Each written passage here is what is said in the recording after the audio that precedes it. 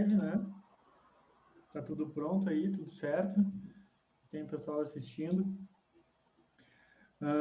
Então, bom, assim, essa live ela faz parte de uma série, né? É um dos conteúdos que a gente preparou aí para todo o público da DVBots para ajudar aí nessa quarentena, especialmente pela questão da necessidade que o pessoal, os colegas aí, advogados, estão sentindo de como estruturar de sopetão, né, o seu escritório digital. Então, a gente acabou, depois aí dos últimos 3 anos, ficar batendo nela, toda semana dizendo para montar o escritório digital, que vai ser melhor, que é mais seguro. Não adiantou ter greve dos caminhoneiros aquela vez, no ano passado, né? Muita gente sempre foi deixando, adiando, enfim, agora não tem mais jeito. Ou vai para o escritório digital, ou vai passar trabalho nessa quarentena. E essa quarentena tem toda a cara de que não vai acabar esse mês, nem que vai acabar em maio, nem que vai acabar em junho, e nem que vai acabar em julho, né? A gente está vendo aí o que está acontecendo na Itália, nos Estados Unidos, na Espanha, em vários outros lugares, e a gente vê que cada vez mais a situação se agrava e muitas pessoas acabam necessitando que a população inteira seja recolhida, né? Ontem eu pensei que talvez esteja surgindo aí um remédio, alguma coisa na Itália, alguma vacina que realmente afaste a questão, a contaminação pelo Covid, mas nada é específico ainda. Eu estava lendo também uma notícia, né, que mostrou, que fala sobre as expectativas e as previsões de que o home office vai aumentar em torno de 30% depois dessa quarentena.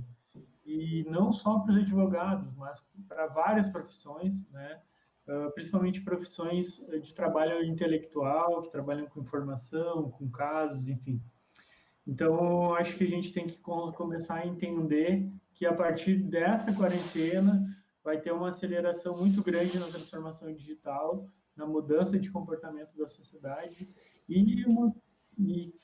gente precisa ter ciência de que isso é muito relevante para o planeta, né, para o planeta Terra, para a ecologia, para o meio ambiente, para a poluição do planeta, que vai respirar melhor esse ano, né? Já tem previsões também que o dia da super, como é que eles chamam? Talvez o Alan lembre aí, mas é o dia que esgota no ano toda a poluição do mundo que o planeta conseguiria absorver, né? Isso tinha começado a ser computado na década de 90, ia sempre em outubro, novembro, começou a vir para setembro, e ano passado foi em agosto, né? E a previsão era para que esse ano fosse em julho, mas só que agora tá indo mais para frente, né? A gente está vendo várias melhorias aí para o planeta e tal. Mas para a advocacia não, né? Para a advocacia a gente só vê piora, né? A gente vê uma necessidade de, eu pelo menos, do meu ponto de vista, talvez vocês tenham uma visão diferente, mas simplesmente os processos pararam, mesmo os processos eletrônicos, né? A OAB já se deu conta de que isso é insustentável, né? Simplesmente o judiciário está marcha lenta, né? Com o freio de mão puxado, as coisas não andam, e apesar das determinações dos tribunais de expedição de alvará e pagamento de RPVs, a gente não vê mudança nenhuma nesse ponto de vista, né? Então, a situação financeira dos advogados acaba vindo se agravar, né? E a gente precisa tomar alguma providência, né? Então, eu acredito que várias questões que essa pandemia está apresentando, né, e principalmente necessidades da população de respeito aos direitos materiais, né, de trabalhadores, de consumidores, direitos de assistência social, de previdência e outros vários direitos contratuais, eles não estão sendo respeitados, né, não tem uma sensibilidade de toda a sociedade. Então, acho que a gente pode trazer aqui para vocês algumas ideias também ao longo dessa live do que é possível fazer via digital para, depois de estruturar o escritório digital e estiver funcionando as coisas de forma online, que o seu escritório faça também uma prospecção efetiva pela internet, com custo baixíssimo, porque, enfim, agora ninguém está podendo botar dinheiro para fora, né? E que consiga clientes mesmo sem sair de casa. É isso, a gente vai falando ao longo dessa live. Passa a bola para o Alan, né, meu amigão aí, meu colega de DVBox, e para ele falar um pouquinho de advocacia digital e como é que está a experiência do escritório dele nesse momento. Primeiramente, boa noite a todos, boa noite, Edu. É muito bom essa oportunidade de poder bater esse papo aqui com todos vocês sobre esse cenário, né? Toda essa mudança que acabou cometendo toda a sociedade. Esse caso aí da pandemia, ele veio, muitas pessoas falam, até brincam, né? Dizendo que a pandemia veio para acelerar a transformação digital das empresas, dos escritórios, de todos os negócios. E já era algo que tradicionalmente já estava ocorrendo, mas a passos lentos ainda, e todo esse cenário veio para fazer acelerar toda essa mudança.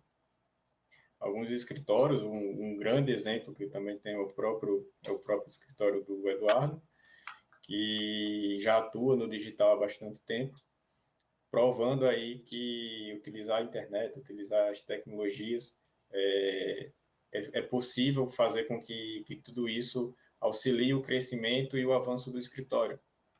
Então, a advocacia, se antes ela era uma realidade, hoje ela é uma necessidade. Em tempos de quarentena e onde o escritório não pode ficar parado, toda essa situação acaba trazendo vários transtornos, várias dificuldades para todos os advogados. Por exemplo, eu que sou advogado, atuo lá no Rio Grande do Norte também, apesar de todo o auxílio que se tem, todo o movimento que tem sido feito para facilitar o dia a dia dos advogados, mas muitos advogados, por exemplo, estão com os alvarás, mesmo a passos lentos. O judiciário aqui e ali está saindo um alvará, um RPV, mas nós estamos encontrando muitos entraves para fazer o saque desses alvarás nas agências, tendo em vista que as agências estão fechadas e ainda há muita burocracia, até mesmo para fazer o saque desses alvarás, desses RPVs, dos poucos que estão sendo expedidos aí pela Justiça. Então, diante de todo esse cenário, é necessário que nós busquemos alternativas para não parar o escritório, para que o nosso trabalho possa continuar, porque, afinal de contas, essa pandemia é somente mais um problema e todos os outros continuam, eles não param. Então, é vida que segue e nós precisamos de ideias e maneiras de poder continuar com o escritório, fazendo prospecção, atendendo nossos clientes. E aí é onde entra a questão da advocacia digital, né? Como fazer o atendimento desses clientes, como fazer a prospecção desses clientes, como se manter em contato com nossos clientes. E aí entra algumas estratégias, né? Utilizando as ferramentas de tecnologia para que a gente possa fazer esse trabalho, esse serviço. E uma das coisas que a gente vê que são necessárias, por exemplo, é a criação de canais de comunicação com o nosso cliente. Então, já que não vai haver esse atendimento presencial, essa conversa presencialmente, nós estamos vendo aí lives do judiciário, de prefeitos, de políticos, tudo de forma online, onde eles conseguem levar a informação, conseguem manter uma comunicação e a coisa não para. Da mesma coisa, a gente pode trazer para a advocacia, para o nosso escritório. Então, é sempre interessante que a gente entre em contato com o cliente, hoje de forma online, né, sem ser presencial, e que a gente determine se a gente vai fazer esse atendimento pelo WhatsApp, por videoconferência, qual o sistema que nós vamos utilizar. Tem o Zoom, tem o Skype, tem o Wordbit, existem várias opções. No seu, Eduardo, como é que você anda funcionando aí essa questão do atendimento? Bom, então, a gente, na verdade, eu tenho passado um pouco essa ideia para todo mundo, né, que vem me perguntar e tal. Acho que o primeiro passo para montar o escritório digital é a gente conseguir estruturar canais de atendimento, como o Alan falou, para os nossos clientes atuais, né? Então, nesse momento, eu acho que o primeiro passo que a gente tem que ter em mente e investir um tempo, sabe, tirar um turno ou 2 turnos na semana para adicionar, escolher quais são os canais e adicionar os contatos dos clientes todos né, nesse canal e entrar em contato com eles. Então, o que eu sugiro que seja a primeira atitude? Escolha, né, se vai ser através do WhatsApp ou através do Messenger do Facebook, né? Escolhe um desses dois canais, a maioria vai escolher o WhatsApp. O que faz? Adiciona todos os clientes com os telefones, né, no WhatsApp, e manda uma mensagem pessoal, nada de lista de transmissão, uma mensagem direta falando o seguinte: nosso escritório agora, durante a quarentena, vai estabelecer como canais de atendimento somente o WhatsApp. Então, você pode entrar em contato com nós através deste canal e estaremos respondendo dentro de 24 horas.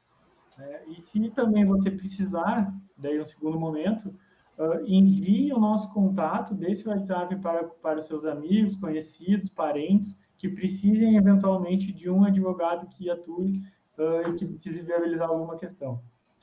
Escritórios pequenos, Alan, com 200 clientes, 150 clientes, 250 clientes me retrataram que com essa atitude tinham conseguido 5, 8 clientes na primeira semana.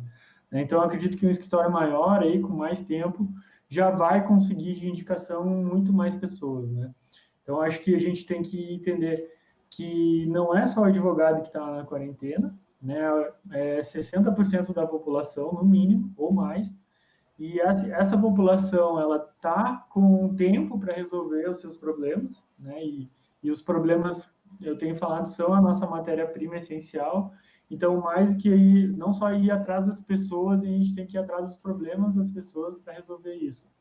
E elas estão em casa presa e precisam de um advogado, e apesar de a gente, como advogado, conhecer vários advogados e achar que só tem advogado nesse país, né?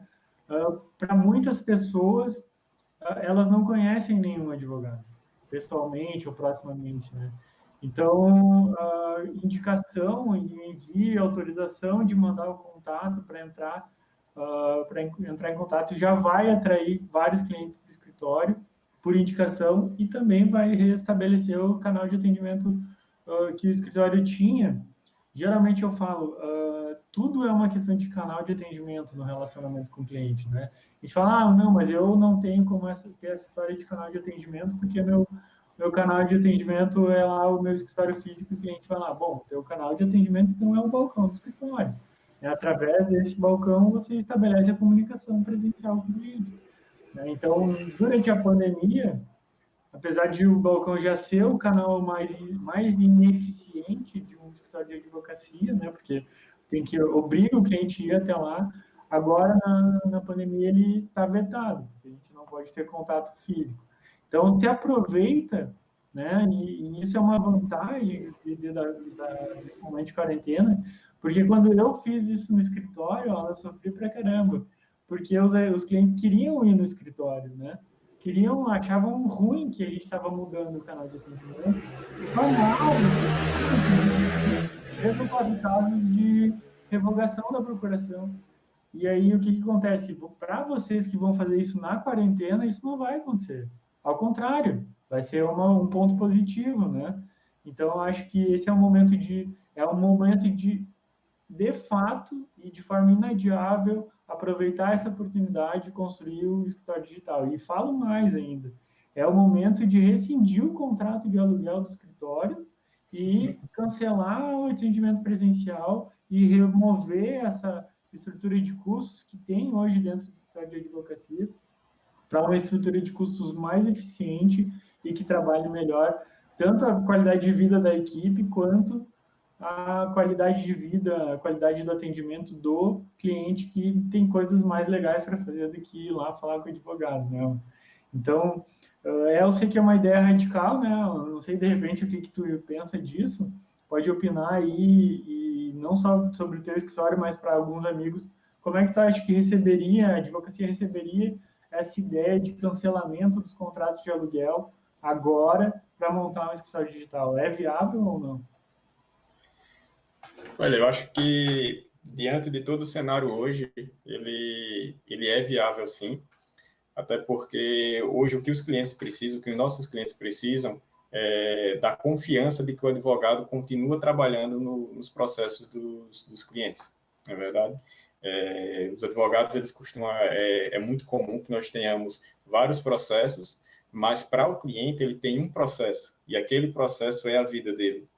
Então, diante de todo esse cenário, acaba que isso aumenta ainda mais a ansiedade da pessoa sobre as definições do que vai ser tomado na justiça. Muitas pessoas ainda se assustam, eu tenho um processo na justiça, o juiz vai decidir. E diante de todo esse cenário, com fórum fechado, prazos suspensos, ele fica com essa indefinição, será que o meu processo parou? Será que o meu processo vai seguir? Como é que ele está? Então, é justamente esse exemplo que você falou aí de definir esse canal de atendimento do cliente, ajuda a passar essa confiança e tranquilizar a pessoa sobre aquele processo que muitas vezes está decidindo ali o futuro da vida dele, né? Pode ser um processo de direito de família, um processo empresarial, mas são processos que muitas vezes são extremamente delicados e com um peso enorme na vida da pessoa. E sobre a questão do atendimento ser virtual, digital, pelos meios digitais ou presencial, hoje acho que é uma questão que realmente nós estamos tendo a oportunidade de mostrar que o serviço do advogado ele pode ser feito remotamente, né?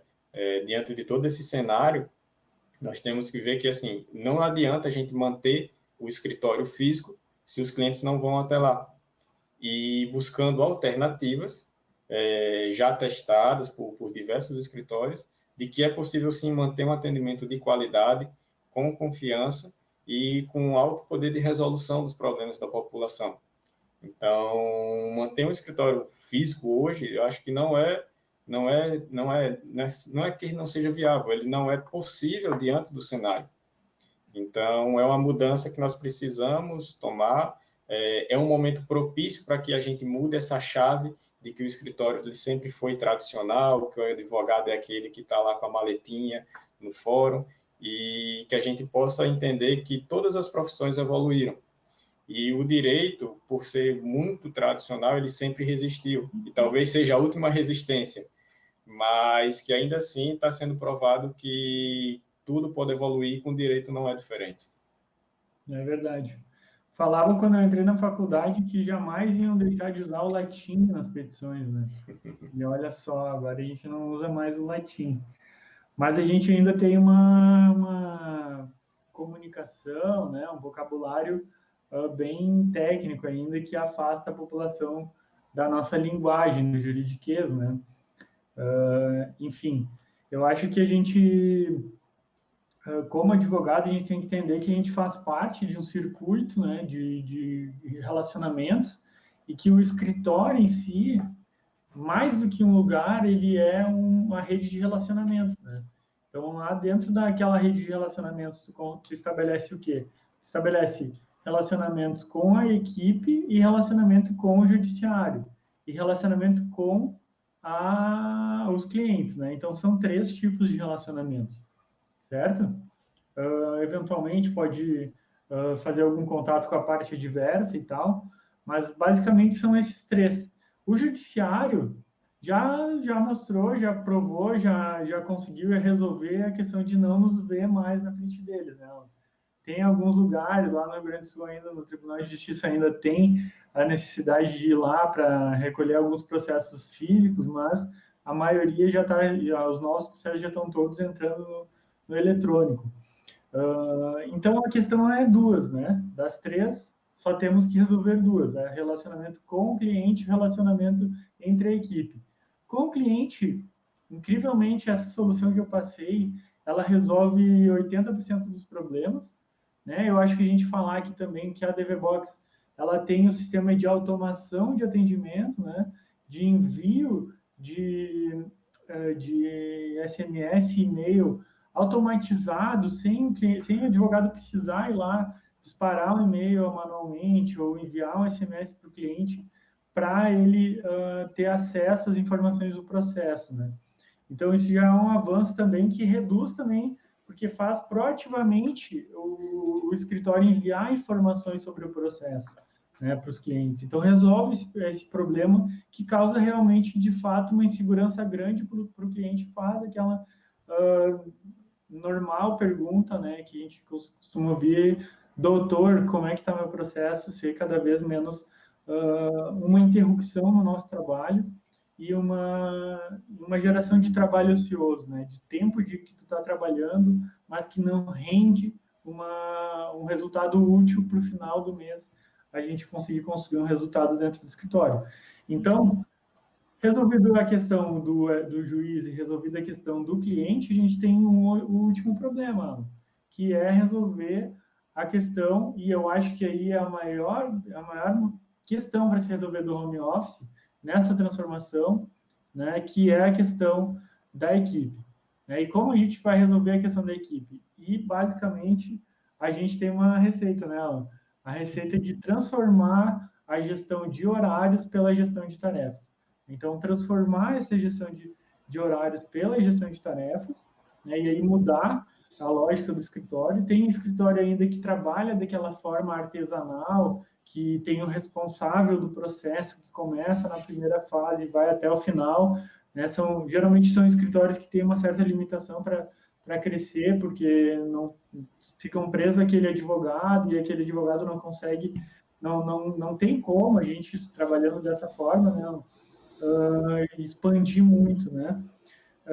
Mas também tem a possibilidade de fragmentação, né, no processo. Como a advocacia não deixa de ser um processo de trabalho produtivo, né, um processo de trabalho intelectual, mas que gera lá um resultado final, ele pode e deve ser fragmentado em tarefas menores. Né? Então, se a gente for pensar lá desde o início, desde o contato com o cliente, o fechamento do contrato, viabilização das provas, organização e preparo da petição inicial, né? Vai indo assim, dessa forma fragmentada, criar uma lista de tarefas e aí, a partir dessa lista de tarefas, ir atribuindo as atividades um para o outro, né? Fazendo essa sequência de tarefas ao longo do tempo, né? Então, cada escritório consegue implementar isso de uma forma mais ou menos efetiva e de uma forma mais ou menos eficiente, né? E a grande dificuldade é que o pessoal insiste em fazer isso de forma desorganizada, né? Através de mensagem pelo WhatsApp, já vi escritórios que fazem isso por e-mail. Teve um escritório de um colega que, quando a gente implementou a DVBox, ele passava, ele é um advogado previdenciário, né? E ele tinha o seguinte, ele tinha uma lista de tarefas no Doc do Google Docs, e ele fazia uma lista de todas as tarefas que tinha que fazer no dia, de manhã, perdia ali quase uma hora nisso, e aí as que estavam em verde eram as que podiam começar a ser feitas, as que estavam em amarelo eram as que já tinha sido feita e faltava revisar, e as que estavam em vermelho eram as que já estavam atrasadas, né? E daí ali ia 2, 3 dias. Então era uma forma que tomava muito tempo de todos os membros da equipe, né? E aí acaba que dificulta. E daí eu quero passar para ti, Alan, como é que tu faz hoje a gestão da equipe, a gestão das tarefas do escritório? Eu sei que teu sócio, Felipe, é lá do Rio Grande do Norte. Vocês conseguem se entender? Vocês precisam estar dentro do WhatsApp sempre, fazendo as coisas ou não? Como é que tá? Nós falamos logo no início sobre a definição do canal de comunicação do advogado e cliente. Mas esse é o outro ponto, que seria justamente o segundo elo de comunicação que precisa ser resolvido, que é o canal de comunicação interno da equipe, né? Como centralizar todas essas informações.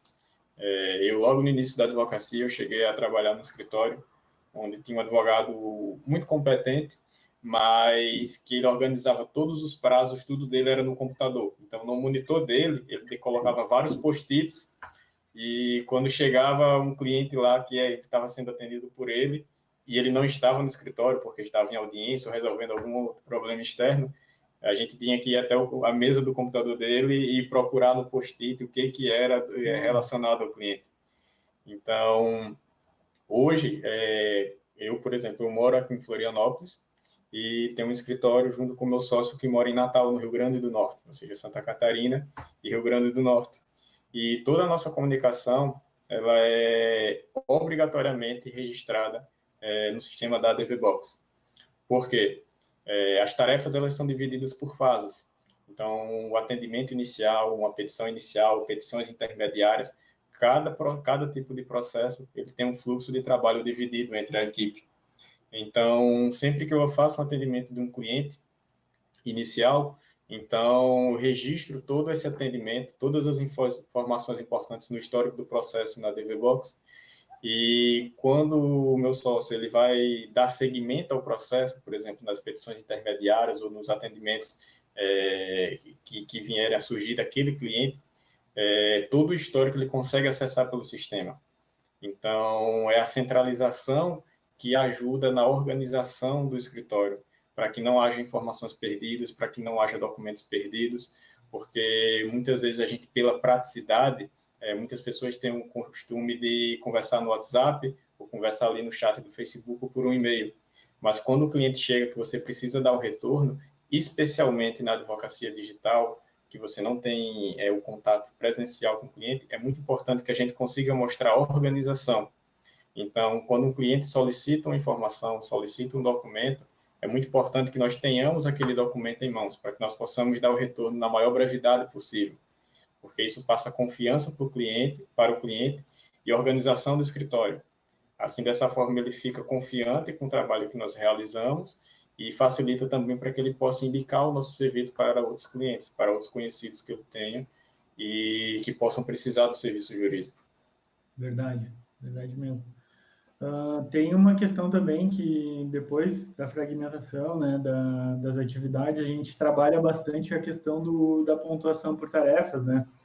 E aí define ali depois que a gente fragmentou nessas várias tipos de atividades, separou entre tipo tarefas complexas ou tarefas simples ali, cada uma dessas tarefas, a gente consegue pontuar essas tarefas de acordo com o grau de complexidade e o tempo que demora para realizar essa tarefa, né?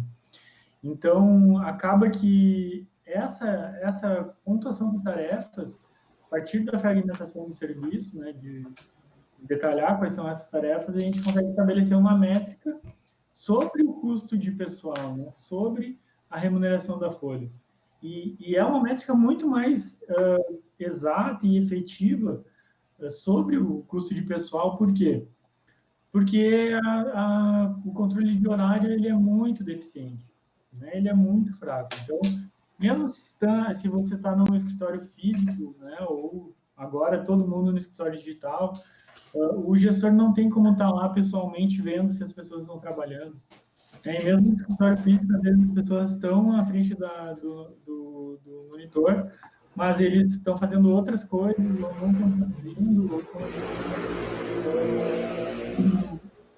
né, só às vezes estão até perdendo tempo porque não estão no momento bom para produzir, né? E o controle de pontuação por tarefas, ele acaba com esse controle de horário e permite que tu faça uma gestão em cima do que foi efetivamente produzido.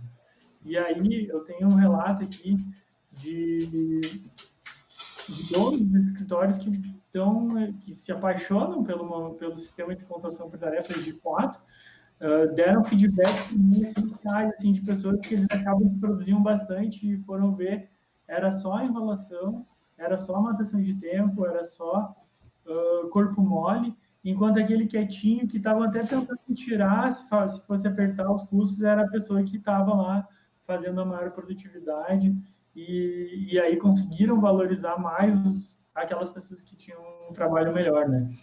Então, a pontuação por tarefas e o sistema de controle por tarefas, ele consegue fazer com que cada advogado, cada membro da equipe trabalhe e se veja realmente qual foi o trabalho que ela executou.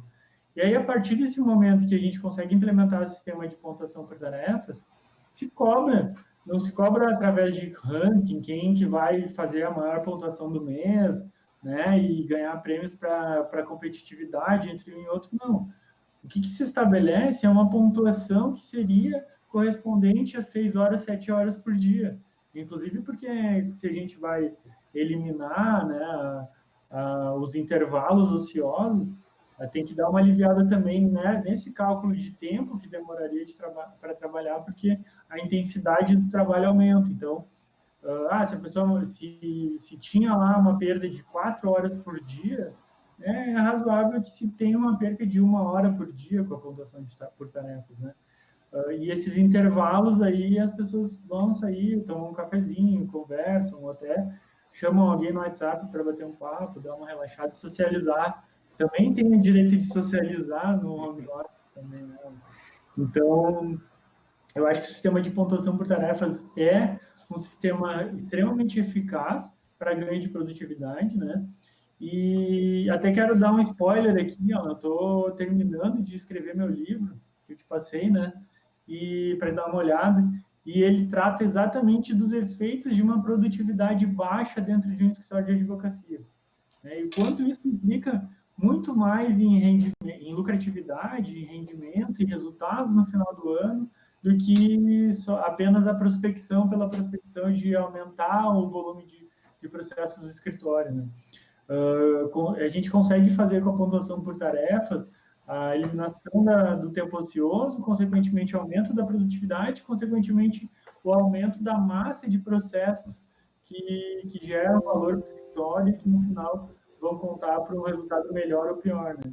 Assim como também reduzem o custo, né, de pessoal operacional que está tendo uma produtividade muito baixa. Então, tem o ganho dos dois lados aí, né? Tu já usa também, né, a questão da pontuação por tarefa. Não sei se quer dar um feedback aí pro pessoal, alguma dica que ficou de fora.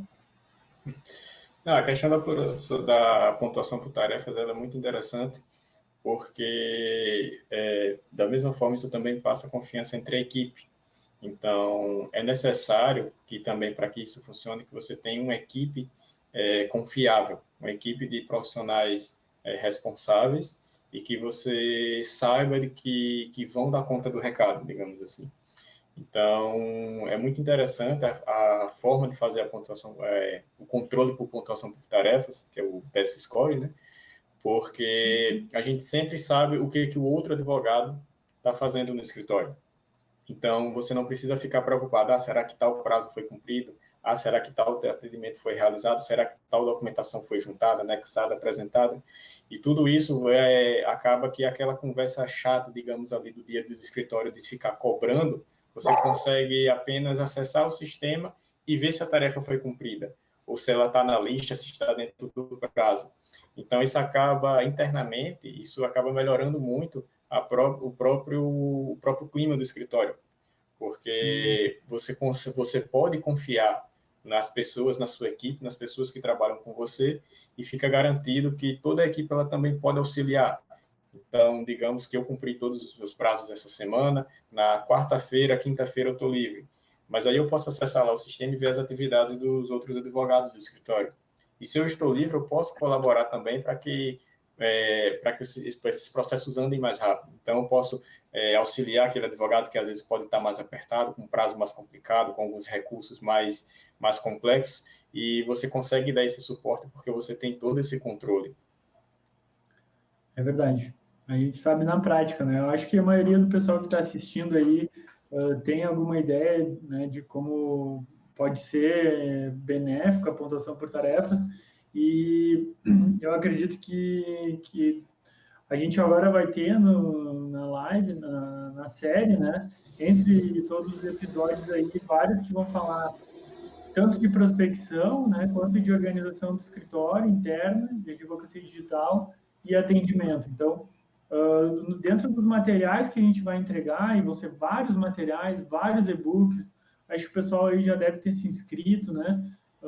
Tem o link de inscrição lá no blog, também tem o link de inscrição no perfil do Instagram, e aí vai ter direito de baixar de graça esses materiais, né? De como implementar a pontuação por tarefas, de como fazer o passo a passo para fazer a gestão dessas tarefas, né?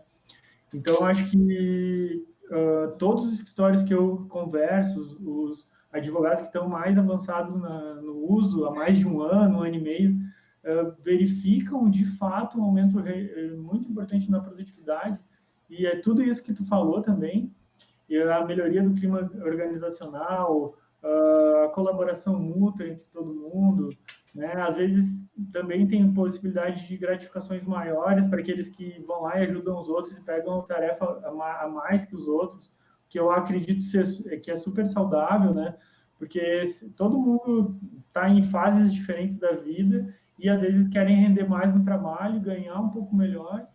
Então, perceber uma remuneração a mais do que isso, inclusive às vezes entre dois sócios, tem um escritório que tem dois sócios e uma pessoa só para ajudar ali, para ser secretária, também é importante botar a pontuação por tarefas, né? Principalmente porque às vezes um sócio está lá numa fase que ele está dando um gás, quer levantar um dinheiro a mais, e o outro não está nessa fase de trabalhar mais. Então, aquele que está trabalhando mais, pô, tem um direito de combinarem ali uma gratificação maior para que ele continue se esforçando, não entre em contradição depois com o tempo, né? Dele estar se esforçando mais e não tem nada de recompensa por isso, né? Assim como também quando quem trabalha muito tempo demais, uma hora cansa e vai querer também botar o pé no freio e o outro pode compensar depois também, né? Então, acho que é muito saudável esse ponto também em relação ao clima organizacional e gestão. E também vamos falar o seguinte, né? Tem um escritório com 20 pessoas, 30 pessoas, 50 pessoas, 15 advogados. Tem o efeito Dunning-Kruger, aquele, né? Qual é o efeito Dunning-Kruger? Quem tem equipes grandes começa a perceber isso, começa a perceber o quê?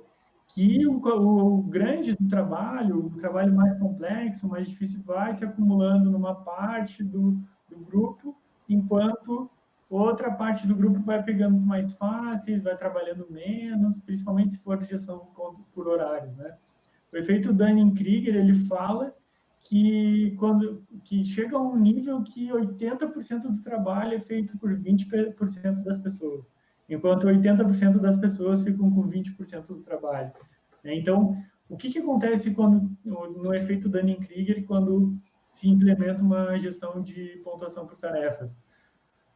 Acaba o efeito Dunning-Kruger. Tu vai estipular um mínimo de produtividade entre todo mundo e aquelas tarefas vão ser distribuídas de forma mais igualitária e as pessoas vão ter que buscar aquela pontuação mínima, porque senão elas vai ficar evidente dentro do sistema, dentro da DVBox, ou por outro sistema que se organize, isso pode se organizar até no Excel, né?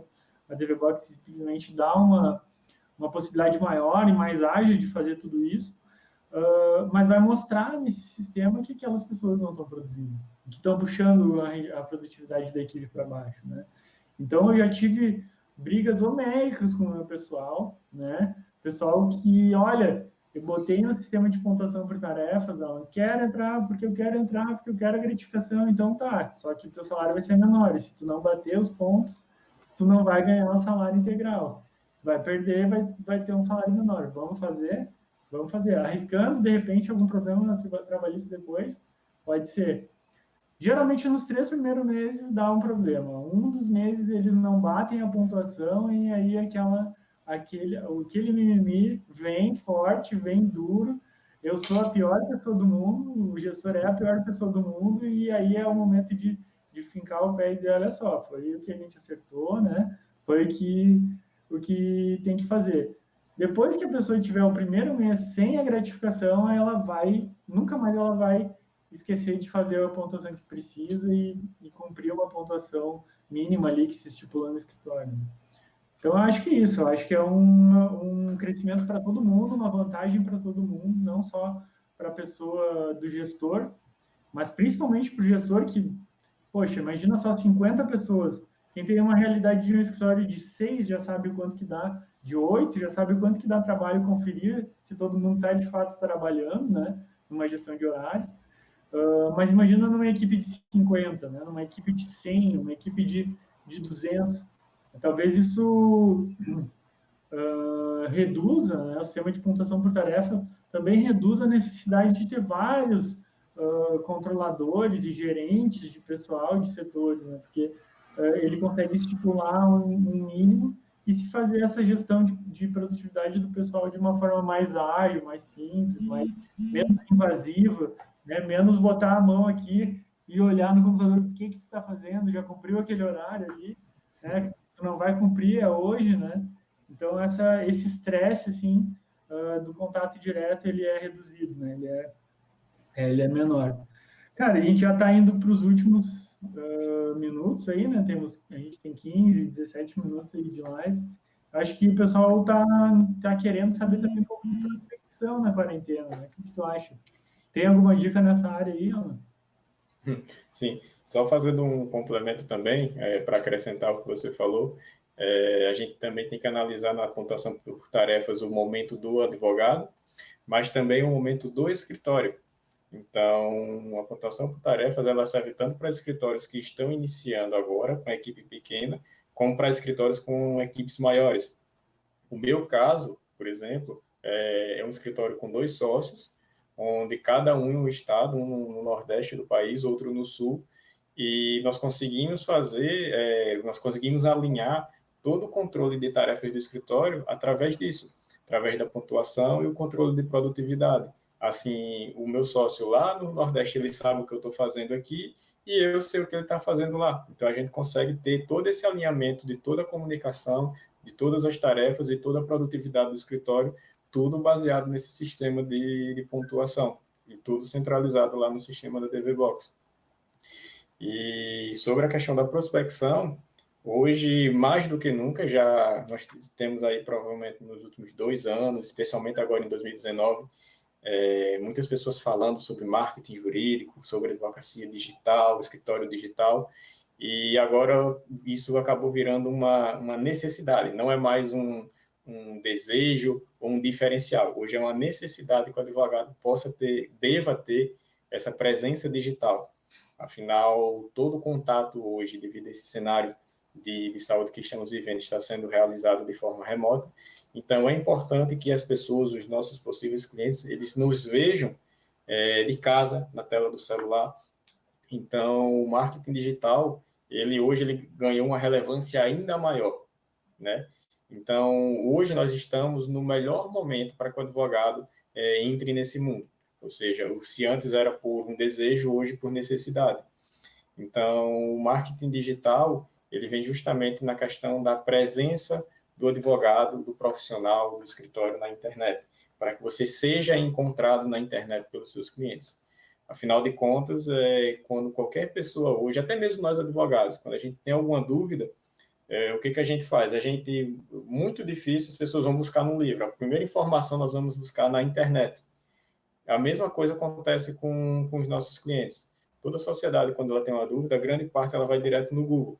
Então, se ela procura ter um problema jurídico, pesquisou lá no Google e não encontrou, especialmente hoje, nesse cenário que estamos vivendo, se você não aparece na internet, significa que você não existe. Então, aí daí a importância do advogado começar a buscar conhecimento e começar a práticas de advocacia digital. Então, ter um site com um blog para publicação de conteúdo é importante, ter um Instagram para você publicar conteúdo é essencial para que você seja encontrado hoje em dia. Verdade.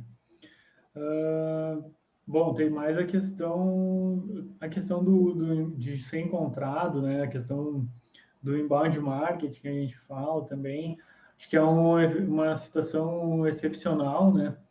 Geralmente o nosso modelo de criação de conteúdo, de postagens, de artigos, ele leva em torno de 6 meses até 1 ano para dar resultado.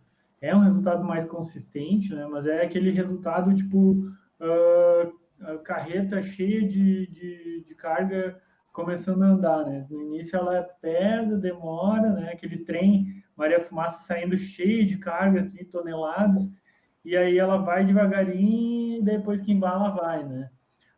A gente precisa nesse momento, né? E a gente já deu a dica aí de criação dos canais, de chamar os clientes, de falar que está atendendo via WhatsApp ou Messenger do Facebook e pedir indicações. Eu acho que esse é o mais efetivo no momento, certo?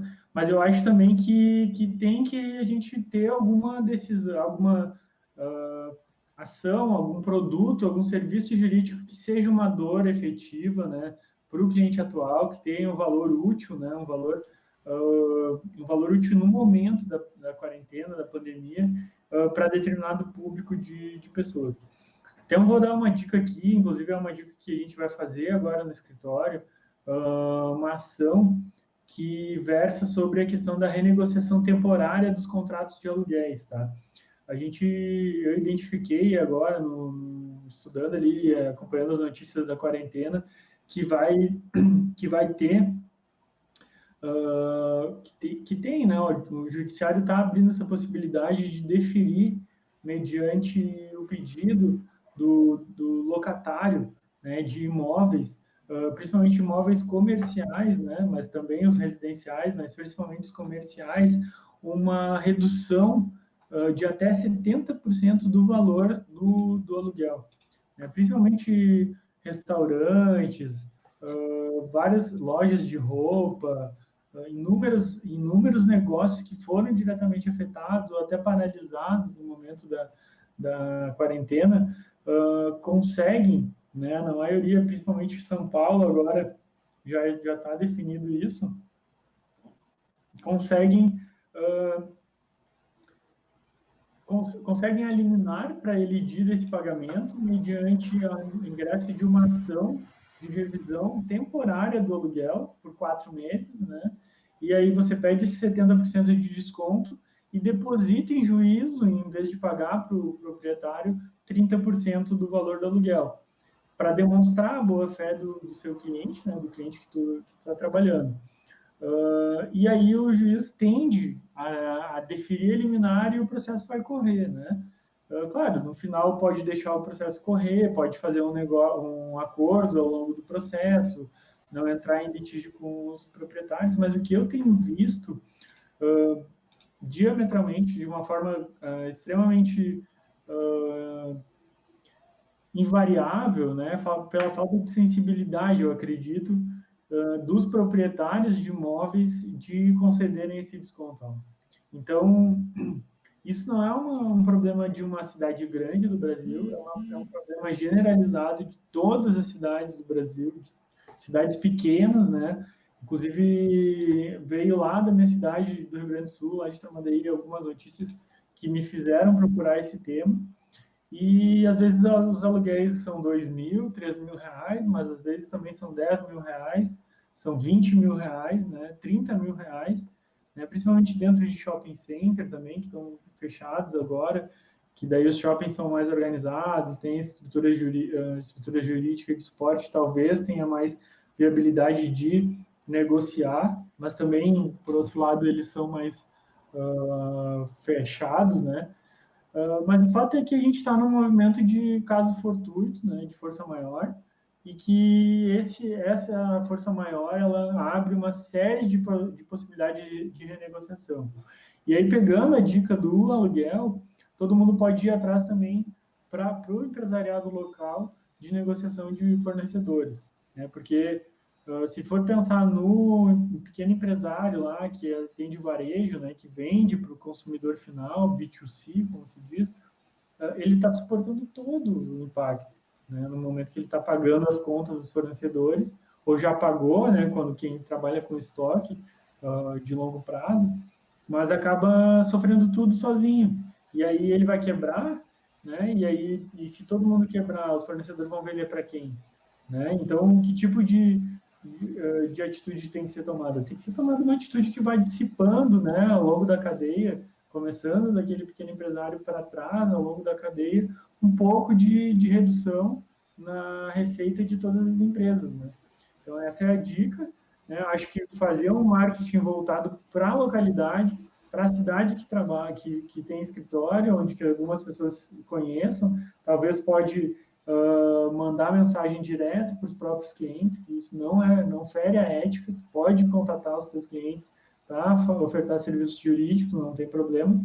O código de ética ele só veda a mala direta para quem não é cliente do escritório, não pode fazer isso sem problema nenhum. E essa é a dica, né? Mas também tem outros, né? Tem diversos problemas surgindo aí, né? Então, problemas realmente são a nossa matéria-prima. E é disso que a gente tem que trabalhar para resolver. Isso, e só complementando, nós também temos que entender que o advogado, constitucionalmente, ele tem uma função social. Então, quando a gente fala desse cenário de pandemia, da crise de saúde pública, o vírus em si, a questão de saúde, é apenas um dos problemas. existem vários outros que decorrem dele, como eu falei. O problema de saúde é um, mas todos os outros continuam. E então, diante disso, tem essa questão de aluguéis, existem questões trabalhistas. Então, são todas situações que o advogado ele tem uma obrigação constitucional, que é a sua função, né, de garantir a justiça, aquela função social de auxiliar a população também diante desse cenário. Então, questões de aluguéis, questões trabalhistas, questões de redução de salário, redução de tempo de trabalho, tudo isso são funções que o advogado ele pode auxiliar a população nesse momento. Porque necessitam de um controle, de um entendimento jurídico, às vezes para que possa ser feito tudo regularizado dentro da lei. E aí entra mais uma vez a importância do advogado na sociedade, a colaboração que os advogados podem fazer diante de tudo isso, né? É verdade, com certeza, né? Eu acho que é importante aí, até queria pedir para quem está online aí, assistindo a nossa live, vou dar uma de blogueirinho agora aí, pedir para o pessoal deixar um like aí no canal, né? Deixar um like no vídeo. Esse vídeo com o like ele vai alcançar mais pessoas, principalmente pessoas com o mesmo perfil, né, de gestor de escritórios. A gente vai ter vai ser divulgada, vai ficar gravada essa live aqui, vai ser divulgada para todos os participantes, né, da série de advocacia digital aí. Então, eu acho que é importante a gente ter essa ideia de que nosso conteúdo da DV Box, como ele é um conteúdo mais denso, mais exclusivo, né, mais voltado para o gestor do escritório, né, que às vezes precisa e quer alguém para compartilhar, dividir ou buscar ideias para resolver as questões do momento, né, a gente sempre foca em qualidade. Né? Eu acho que nossa característica aí, desde que a gente fundou a DVBox, é entregar um conteúdo de qualidade, entregar um conteúdo inovador, voltado para as novas tecnologias, para os novos momentos na advocacia, né? E acredito que a gente cumpre esse papel aí dentro das possibilidades que a gente consegue atender. E agradece aí também para os advogados de estarem acompanhando na segunda-feira aí, às 8 da noite, dois caras aí falando de advocacia digital, né? Não, com certeza, é um momento muito, muito proveitoso, né, poder conversar com um fera da advocacia digital como você, uma pessoa com quem eu tenho me espelhado bastante e aprendido, e especialmente nesse momento também, é uma forma do advogado poder auxiliar, né, como eu falei. O advogado tem essa função social, ele é garantidor da justiça, né, no nosso país, e se nós podemos utilizar a tecnologia a nosso favor, então por que não utilizar, na verdade? Verdade, exatamente. Então é isso aí, pessoal. Eu queria agradecer a todo mundo pela presença. Quer dar se despedir aí, Alan? Fechou? Eu queria agradecer a presença de todos, né? É muito bom sempre poder ter essas oportunidades de conversar sobre esses assuntos.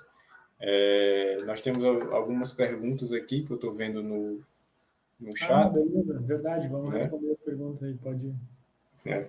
Então, deixa eu só pegar aqui. Sim, é possível migrar de outros sistemas, né, para a gente. Como manter os clientes informados em processo administrativo junto ao INSS? Acho que você pode dar essa dica aí, né, especialista em previdenciário. Uhum. Deixa eu ver, cadê? Como...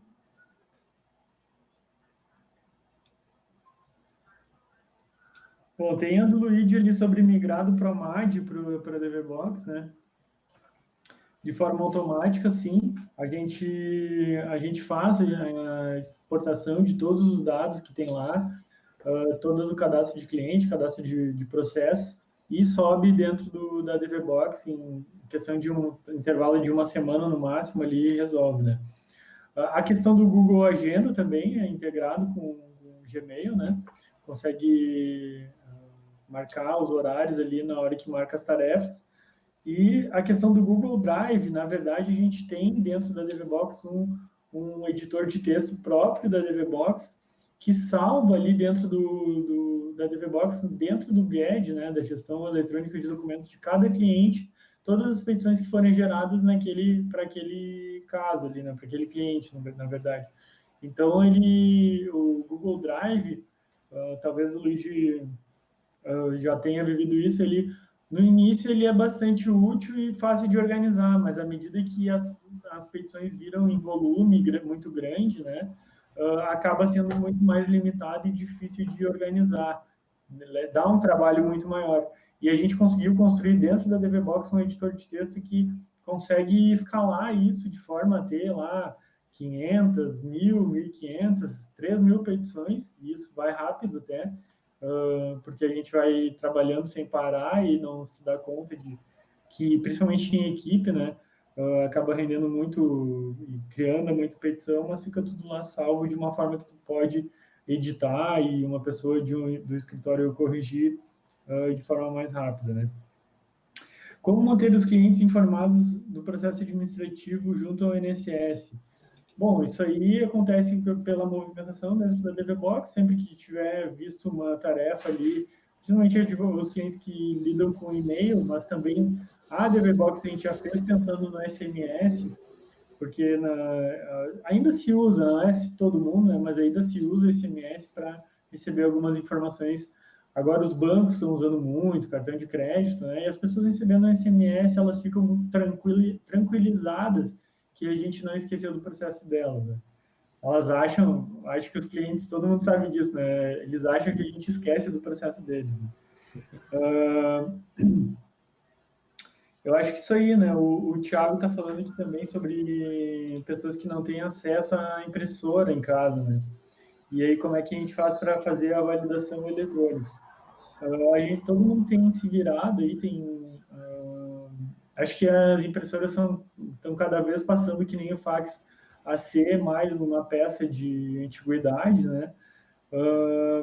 Tem algumas formas de fazer, né? A gente consegue tirar foto no celular e assinar com o dedo, né? Porque, na verdade, a gente precisa demonstrar para o juiz que houve a expressão da vontade no meu advogado. Tem casos que eu já fiz, assim, de mandar a procuração e o contrato, o pessoal retornar com o e-mail que concorda, né? E aí, dentro do contrato, ter lá um código de pagamento e a gente mandar um boleto, ter um valor de honorários iniciais, nem que seja R$10, R$20, R$50, desses honorários iniciais, para o boleto e o pagamento demonstrar aquele comportamento de adimplente do contrato, né? Então, confere ali a realização do contrato, né? Mas eu acredito que o importante é a demonstração de vontade, né? Então, isso pode ser feito até pelo áudio, se tu conseguir juntar o áudio no processo ali, se o cliente mandar, enfim, cabe de cada juiz. Tem, claro, o Pandadoc, como o pessoal está falando aqui, né, o DocuSign, né, não sei se tem mais alguns outros também. Tem no site do Conselho Federal da OAB uma forma de assinar o contrato, mas é realmente mais difícil do cliente ter esse acesso. Né? Quer responder aí alguma? Deixa eu ver aqui. O Everton Santos, ele perguntou se funciona no Nordeste do país ou só no Sul. E eu posso afirmar por experiência que funciona sim. Nós sabemos que tem esse problema da internet e tudo isso, principalmente nos interiores, mas todo interior, e eu conheço muito, eu já advoguei muito interior, sempre tem uma lan house, então sempre tem um neto, um filho, um sobrinho que pode organizar aquela documentação, leva ali na lan house, escaneia e manda para a gente e a gente vai dando seguimento ao processo. Então, assim, por mais que seja realmente limitado o acesso à internet nos interiores, mas sempre tem uma lan house, tem um meio, sempre tem alguém com um celular aqui na cidade, aqui e ali, pega um sinal de internet e consegue enviar a documentação. Então, é possível, sim, independente da região do país. Eu acredito que dentro desse período da pandemia, qualquer advogado que juntar lá no processo eletrônico alguma forma de manifestação da vontade do cliente, dessas que a gente falou aqui, né, que o cliente não consiga assinar, eu acredito que o juiz vai sim aceitar a procuração, né, e também o contrato, sem problema nenhum. Né, eu acho que isso é real. Então, vamos lá, né? Enquanto a gente pensa em uma forma de resolver isso para vocês na DVBox, nossa intenção é criar uma forma de gerar a procuração, do cliente gerar a própria procuração e validar essa procuração, né? Gerando ali um sistema de verificação do documento, né? Então, enquanto a gente está desenvolvendo isso, e eu acredito que durante a quarentena dá para fazer isso de uma forma tranquila, é só vocês seguirem essas dicas que a gente deixou. Fechou? Ah, deixa eu mandar um beijo para a Sandra Vilela aqui, que está nos ouvindo aí, e dar os parabéns, está dando os parabéns para nós pela iniciativa. A Sandra é uma pessoa exemplar, né, e fundamental para a advocacia digital. Ela foi lá do Conselho de Ética da OAB de São Paulo, né, e trabalhou lá, e fez parte do grupo que começou a dar os primeiros julgamentos favoráveis à advocacia digital, à publicação de conteúdo no Facebook, né, no Google, mostrando que isso não fere de jeito nenhum a ética, né, e o código de ética e o nosso estatuto da advocacia, né? Fechou, então? Acho que sim. Fechou? Valeu, pessoal, muito obrigado e espero que vocês assistam a nosso seriado, né, a nossa série em 5 episódios aí, mais esse webinar exclusivo para vocês, e que esses conteúdos que a gente está entregando, de fato, impactem na advocacia de vocês durante a quarentena e fiquem nos escritórios de vocês, nos escritórios digitais de vocês, de uma forma a melhorar a produtividade, a lucratividade e a vida de vocês como advogados, né?